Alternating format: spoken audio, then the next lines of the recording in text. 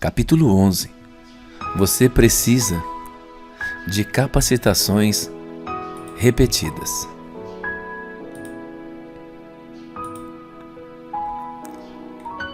Quanto mais você experimentar o poder de Deus operando na sua vida e através do seu ministério, tanto mais sentirá a necessidade constante de um novo toque do Espírito.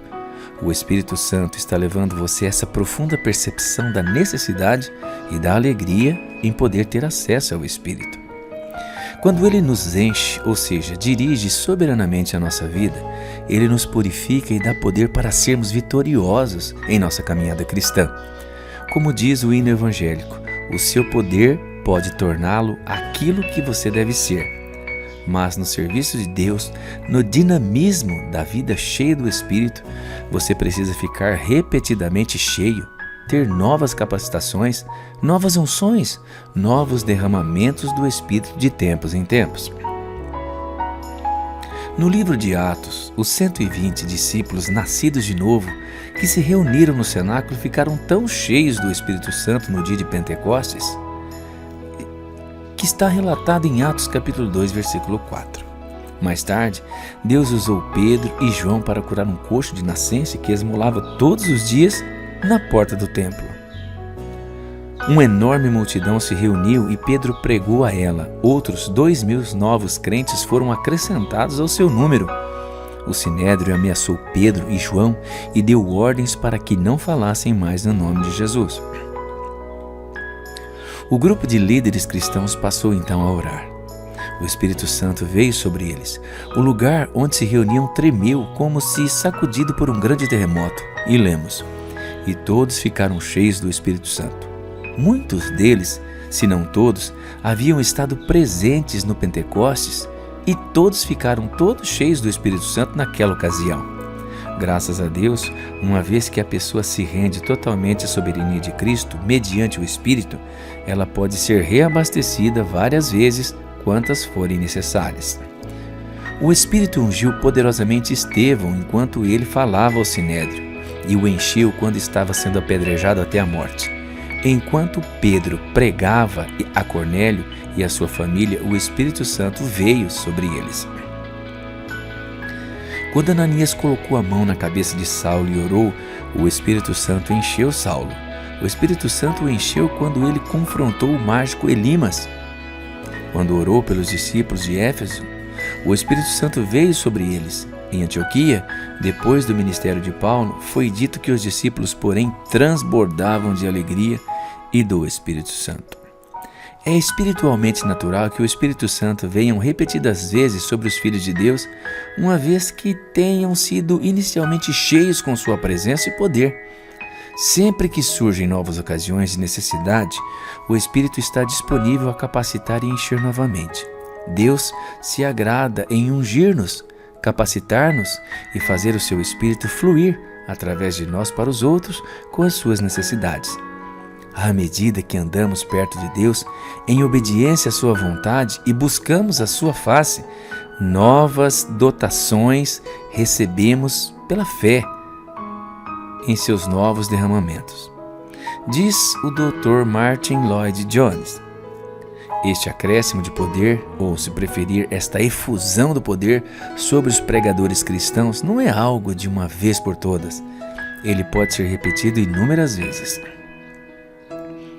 Esses novos derramamentos, novas unções, não são acompanhados por quaisquer evidências visíveis, nem sequer por fortes emoções.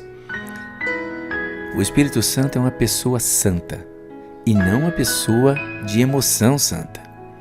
Todavia, como essa pessoa santa opera em nosso interior, ela transmite seu poder santo, sua aptidão santa para nós, de modo a sentirmos nova força interior, nova capacitação, acima dos nossos próprios recursos, um senso de autoridade espiritual especial e fé.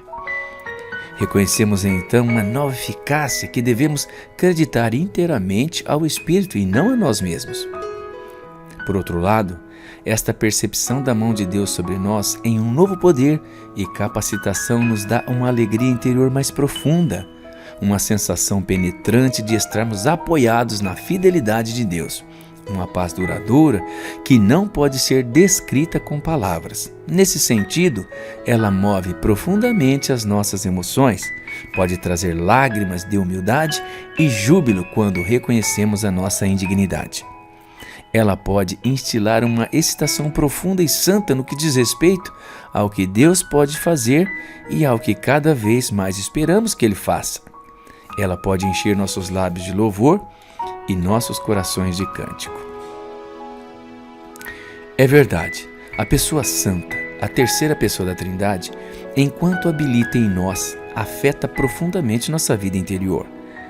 Ela não é uma emoção superficial provocada pelo cantar repetido de um mesmo coro, pelo levantar de mãos ou pelos gritos de louvor. Mãos santas podem ser levantadas em demonstração de fé e oração a Deus. Louvores santos podem ser pronunciados e cantados, mas essas coisas não ocorrem pelo zelo humano, sendo de fato o derramar de um coração que dá glória à presença, bondade e graça de Deus. As emoções mais profundas são, em sua maioria, as mais particulares e silenciosas.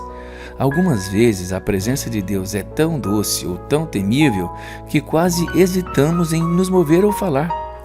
Todavia, em outras ocasiões, líderes famosos de Deus, assim como santos anônimos, irromperam em cânticos, louvores a Deus ou exclamações em alta voz de glória a Deus.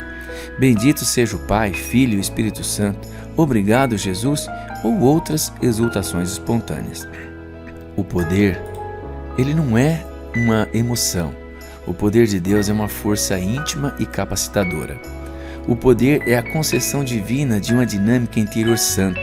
De fato, dunamis é o termo grego do qual deveríamos ver que deriva palavras tais como dinâmica, dinamite ou dínamo. Louvado seja Deus! É fácil reconhecer quando Ele acrescenta o seu poder especial aos nossos esforços indignos. Esta percepção santa era uma experiência frequente na vida de Wesley, de muitos dos primeiros líderes metodistas e de Charles G. Finney durante os seus anos de ministério. Tem sido uma experiência frequente de muitos servos comparativamente desconhecidos de Deus. Acredito que você saiba por experiência do que estou falando e o que o seu coração testifique que, embora possa sentir-se indigno, Deus está todavia verdadeiramente presente na sua liderança e ministério. Essa é uma experiência da qual jamais nos devemos gabar e talvez mencionemos raramente, mas necessitamos dela constantemente em nosso serviço para Ele. Esta capacitação especial do Senhor vem algumas vezes sobre um grupo de pessoas, como registrado lá no livro de Atos. Quase simultaneamente, muitos sentem a proximidade extraordinária de Deus ou a presença envolvente de Deus que desce sobre uma reunião de seu povo. Certas vezes sentimos uma sensação reverente e profunda da majestade e santidade de Deus, resultando em um silêncio santo. Esta tem sido uma experiência frequente no correr dos séculos entre os filhos de Deus de várias procedências denominacionais, especialmente entre os Quakers. Na maioria das partes do tempo, esta capacitação talvez tenha vindo como uma experiência pessoal e particular. Assim como Paulo relutou em mencionar as suas mais profundas experiências com Deus, ele constantemente mencionou o poder de Deus em sua vida. Você também desejará alcançar um equilíbrio entre não chamar atenção para si mesmo e nem orgulhar-se da mão de Deus sobre você e apontar constantemente para a presença e poder de Deus a fim de que Ele receba toda a glória.